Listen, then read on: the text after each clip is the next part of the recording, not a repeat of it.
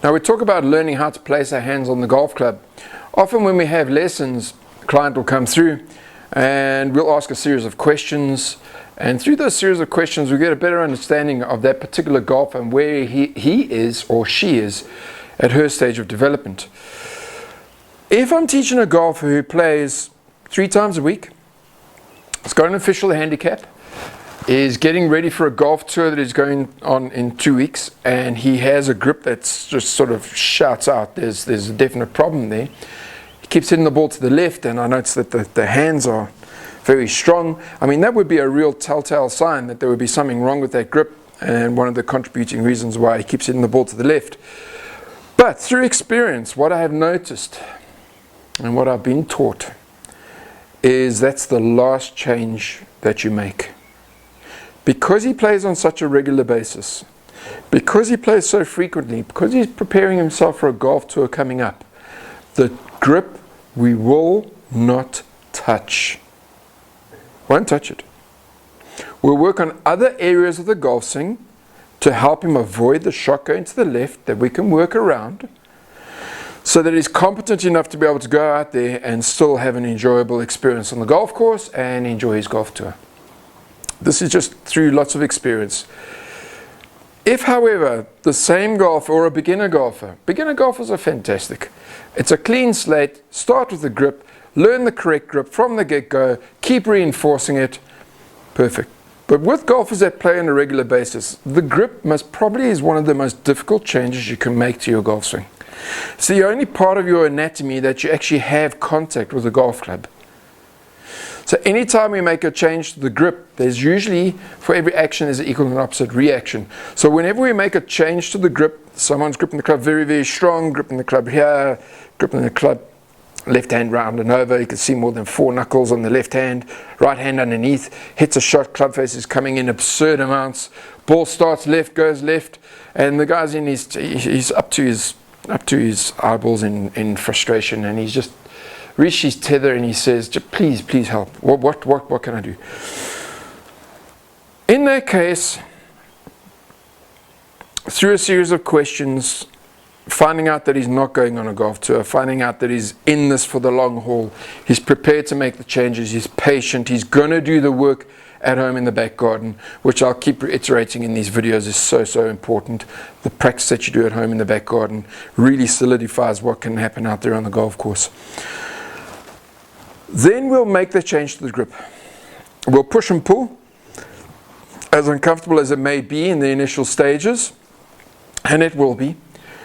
So his bad shot's a shot that goes left, starts left, goes left. After pushing and pulling him, getting him into the right position, the first thing I notice when I ask him now to have a few practice swings, before he's even hit a golf ball, when he has practice swings, what does he do? He gets comfortable, he goes through his normal routine, fiddles around with the feet a little bit, wiggles the shoulders, and as he's getting comfortable and ready to make a swing, he slowly but surely starts getting comfortable with the grip.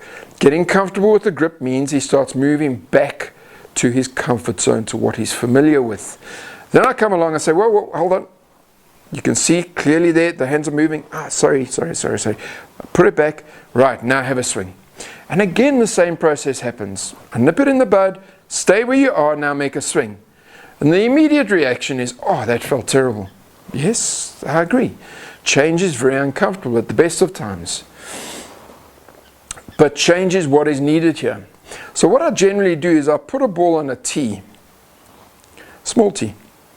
Put a ball on a tee, give him a high lofted club, not worry too much about where the ball's going, or ideally practicing at home in the back garden into a net where you're not seeing what the result's going to be.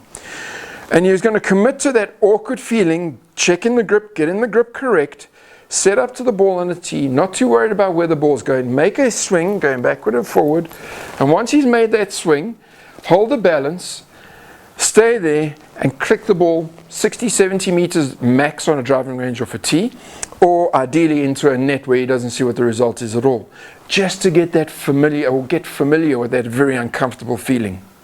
And slowly but surely that will start feeling a little bit more comfortable. But for every action there's an equal and opposite reaction.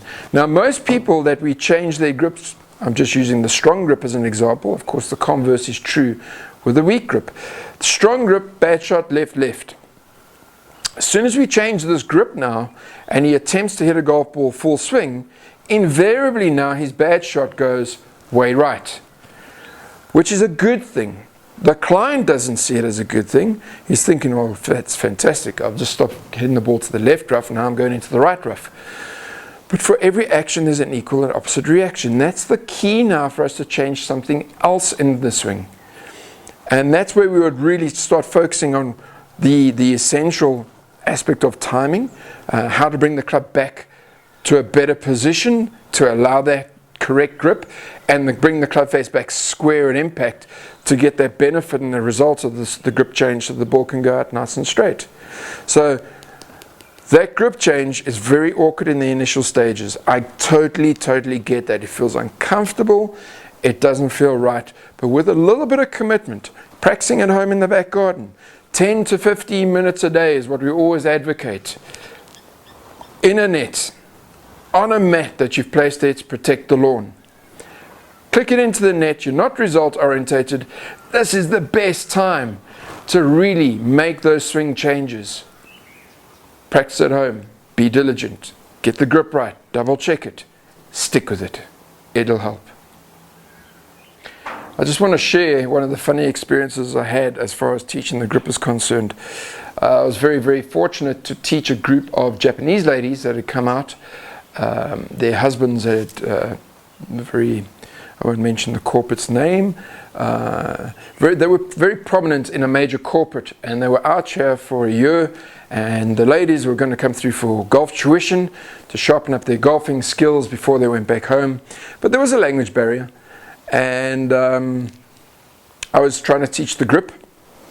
And as I was trying to teach the grip, the first lesson, one particular lady, she had a horrible grip, and she was fairly new to the game. I thought, this is perfect to mold and shape those hands.